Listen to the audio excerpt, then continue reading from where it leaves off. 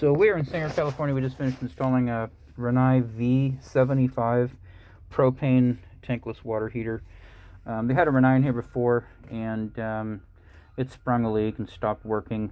And so we've put another one in out here on the opposite side of the home. I don't even know which direction we're facing right now, but this is the far end condensing unit right here, and street out there you can see.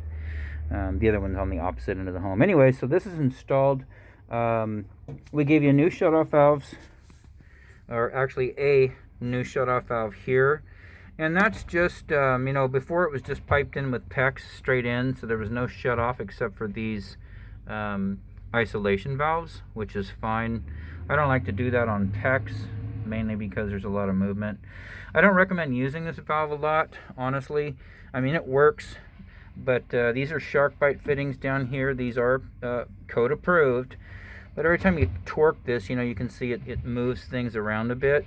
So just be gentle with this. You shouldn't ever have to use this, but it's there just in case something goes terribly wrong. And these valves up here, so this is the cold water shutoff to the unit, and a hot water shutoff coming out of the unit. And those are fine, unless something happens with a connector, you know, or the valves of these valves itself. Then you've got this shutoff valve right here. Anyways, these are PEX shark bite fittings. So you've got it just goes right onto the plastic stainless steel jaws. And then on the cold side, I give you a shutoff valve. Same thing over here, with the exception of no shutoff valve. It's not required on the hot side because you can shut it down here, and that kills the hot side of the unit. Falcon stainless steel connectors, same as we put in last time, full 3/4 inch inside diameter.